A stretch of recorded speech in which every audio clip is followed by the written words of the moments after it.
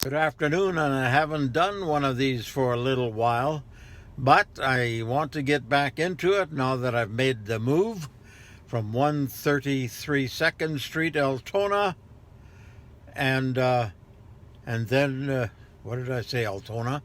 That's a Freudian slip. Yes, we lived in Altona for 25 years, and over to 8-135 Main Street South. That's where my home quarters is, and that's where my office will be and is, and I will continue to work from there. As I told somebody just a little while ago, a fellow by the name of Dan Sawatsky, he's the manager of the Keystone Potato Producers Association, and we talked about the potato crop. About half of this year's potato crop is still in the ground, and a lot of places it's wet. In fact, there's standing water, but of course we know those are also in lighter soils. So the biggest challenge isn't about getting the crop out, it's a frost. If they get a killing frost, then the potato harvest is done at 50%. So here's hoping that they will not get that frost until they get harvested. And looking at the rest of the crop, well, 69 to 70% of the crop in Manitoba in total, everything considered, from corn, sunflowers, beans, soybeans, the cereals, flax, canola, 70% is done. And that was as of last Friday. Crop report came out on Monday, and of course we're already a week later, but I don't think we've seen any harvesting in Manitoba since the last crop report. The next one will come out Monday.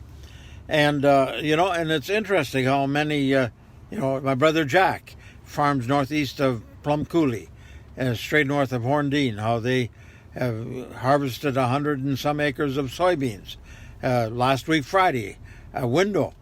And if you're ready to go, then you go. And they did. So their harvest is nearing an end. And there's another issue I want to talk about. 400 cattle producers met in St. Rose du Lac last night, really upset at what the provincial government is attempting to do with their crown land leases. And one can think about crown land and whatever it means, but I've received a new appreciation for what it means to cattle producers. Probably 2/3 of the grazing acres in Manitoba for cattle producers, ranchers, is leased land from Crown. And that means the government. Now the government wants to make some changes, some drastic changes, 400 or 500% increases in the lease, and then if you don't pay in 30 days, it's all over.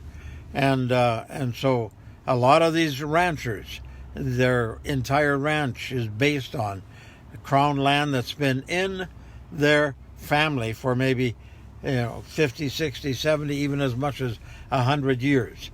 And so they're really, really concerned. And I'll keep following that because we're hoping Mr. Eichler, the agricultural minister, will make some changes and ease off on what they're actually planning to do. Then something happened in Alberta this morning. The Premier, Kenney, announcing on the farm of the colony where on September the 2nd, a bunch of animal activist crazies, I call them, burst onto the scene and took residence in the turkey barns.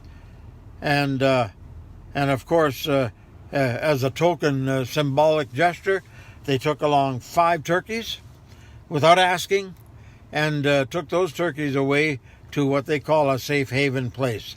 You know what? Absolutely ridiculous. But that's going to stop, at least in Alberta. And here's hoping other provinces take note, because Jason Kenney, the Premier of Alberta, and I watched the live news conference on that colony, He said, you know what, we're going to stop $10,000, $25,000 fines for anybody entering onto a farm in Alberta without asking.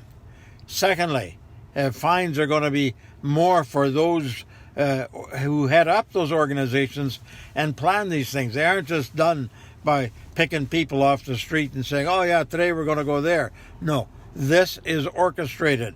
And I would not hesitate to say that it's orchestrated across the world, especially here in Canada, the United States. It's unreal how these activists think they can stop agricultural production, and especially animal production. So that's going to be, they're introducing legislation in Alberta that's going to make it a crime.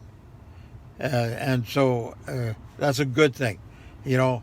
And in fact, even a second or third offense, you're going to go sit in jail for 6 months and contemplate whose bacon you're saving now.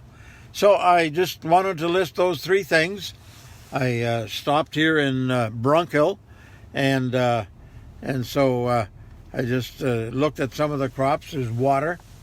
But it's interesting, one other thing, about how some farmers with 6-7 inches of rain say, you know what, a few days or a day of sunshine, we can go. And the next guy with 2 inches or 3 inches will say, well, it's going to take a week of sunshine.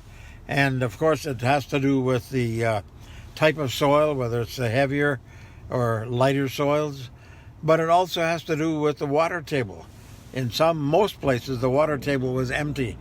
That water table has been replenished with the 6, 7, 8, 9 inches of rain that some people had in September, which is a good thing for next year. So thanks to Alan Cohen and Joey Price and Bernard Giesbrecht and a few others that have been watching me live.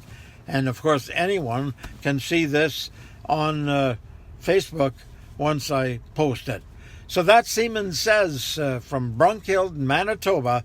Somewhere, sometime, somehow, I'll see you again.